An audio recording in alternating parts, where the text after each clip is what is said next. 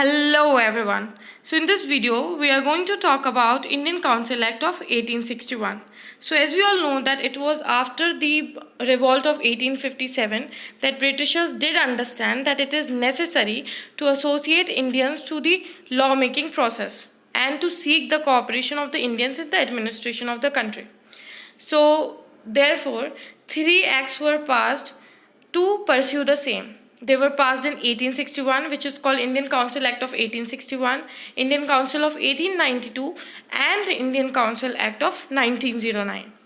So let us understand Indian Council Act of 1861 and its provisions. So the first one is that it was the beginning of the representative institutions. It meant that Indians for the first time were being associated with the lawmaking process, but we cannot say that they were completely associated. They were given the powers, but they were just advisory in nature. They were not very significant in nature.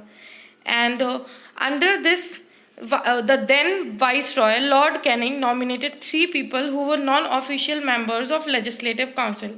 They were the Raja of Banaras, the Maharaja of Patiala, and Sir Dinkar Rao.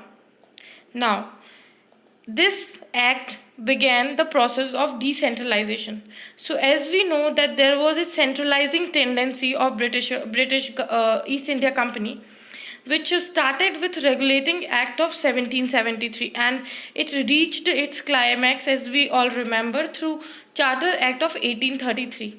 So it was basically trying to centralize all the powers. They were trying to reduce all the powers of other governors of places, and they were trying to give all the power to Governor General. But now, through this act, the process of decentralization began.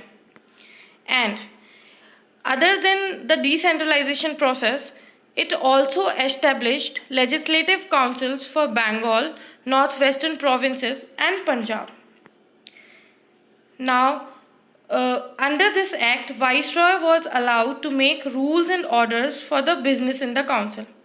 So that meant that Viceroy was now given more power through this act. Also, portfolio system was introduced by Lord Canning under this act in 1859. And under the portfolio system, there were different sections, and some of them were home, military, revenue, law, finance, public work, which is still in operation. It was established in 1874. Now, through this act, Viceroy could now issue ordinances without the permission of the Legislative Council during an emergency.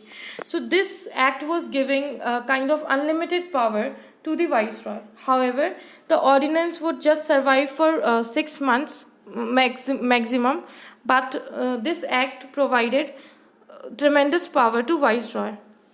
So this was the beginning of pursuing Indians into lawmaking process.